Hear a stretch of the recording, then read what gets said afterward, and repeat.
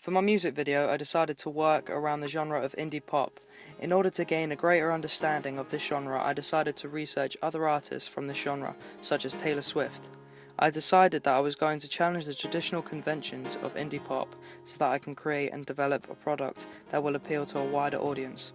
I have achieved this by casting the role of an attractive male who is represented as the artist and an attractive female to act as the co-star, following the typical conventions of indie pop.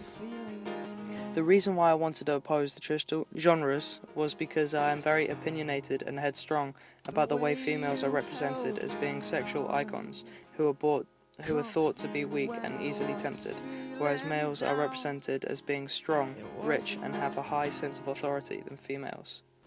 Such a Harley's theory is that women are treated in such a way in typical media conventions that men, who are thought to be the dominant sex, replicate what they see on screen into real-life situations.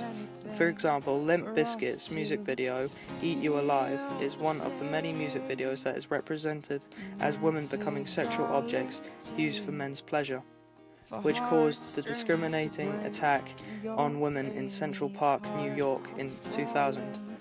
In order to oppose the typical media conventions, both the characters are fully clothed throughout the entire music video, showing equality between both sexes. Also, throughout the music video, there are no signs of male dominance or the female submitting to his masculinity. Folk pop bands such as Bon Iver have also contributed to my media products, as I had discovered that they are often a group of males using live performance and instrumentation to conform to their generic conventions of folk pop. In order to oppose the generic conventions, I have cast a solo teenage male so that my product will appeal to a wider and younger audience group, challenging folk pop conventions where stars are usually older. There is also no instrumentation used in the music video, as I would like to oppose this generic convention as much as possible. The other reason that I have done this is so that my artist is not being represented as an icon, but represented as an average human being that the teenage audience can relate to, giving the music video more of an impact. Having my artist represented as an average teenager who is going through the same emotions and situations as the audience members, Richard Dyer's theory of utopian possibilities is not used, due to the fact that the artist is not representing a better life with money, women, or alcohol, but is going through natural human emotions and struggling in life, which will allow the audience to empathize. Throughout all of the media products, I have managed to keep a consistent and ideal star image. The artist is wearing the same hooded jumper and grey tracksuit bottoms throughout the music video and ancillary texts, which have allowed my music video to conform with this convention.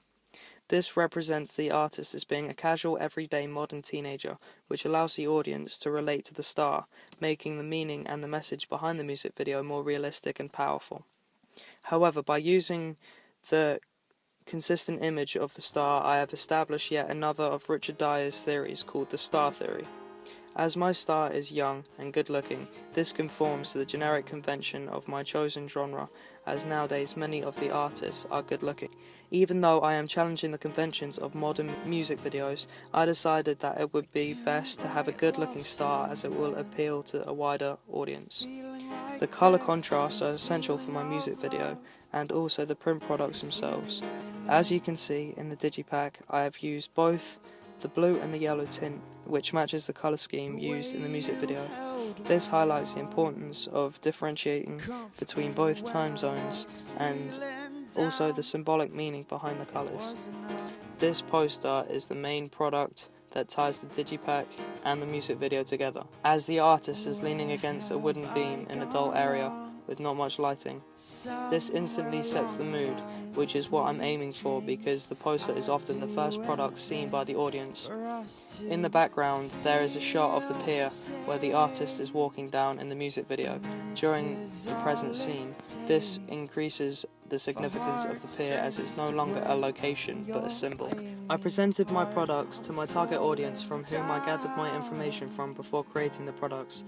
I asked them to look at each product carefully and then give me feedback as to whether or not they could see the link between both print products and the music video.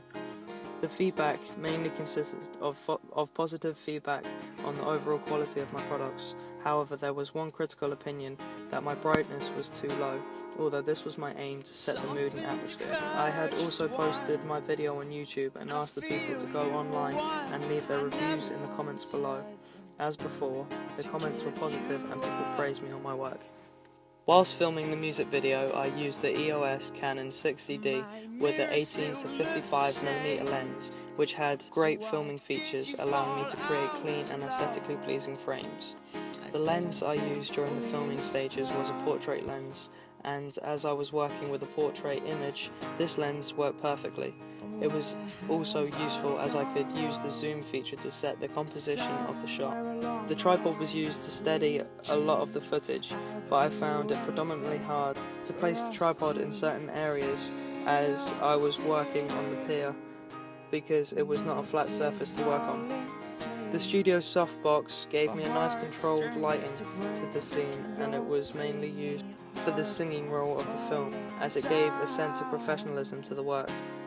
During the film editing process, I used Adobe Premiere Pro, which allowed me to arrange both the footage and the music file effectively and efficiently. I used many tools and techniques such as the razor tool, which allowed me to cut the footage to the required length in order for my music video to be effective. I also use the unlink tool to separate the footage from the audio so that the music can be played without any audible sounds that would hinder the product. I use the fast color correction tool to make fast and effective adjustments to the color of the footage setting. A color scheme for the different time zones, which were flashbacks and present tense. This was easy as the tool used a radial layout of the color spectrum, and alongside the keyframes tool, I was able to slowly change the color in the shot, giving a dramatic change to the feel of the product. Simple fades were added to the section as a transition between the flashbacks and the present tense. A white overexposed fade was used while switching between the present and the past. This made the transition between the two time zones obvious so that the audience know where they are during the scenes. While editing the print products, I used Adobe Photoshop to enhance and develop the properties of each individual image that I would be using for the ancillary tasks. I made sure that when shooting, I took plenty of photos to work with, so that I would not be stuck with one bad picture that was slightly out of focus. For my designs, I wanted to create the same colour scheme as my film production to keep my products consistent. I achieved this through using the hue and saturation tool and then masked and removed areas that I thought were irrelevant. I then did some simple masking to change the scene and to add objects to the final piece. This gave a more exciting and appealing scene to my product. I used the opacity tool to blend the different layers together, making the product flow, as opposed to different images on top of one another.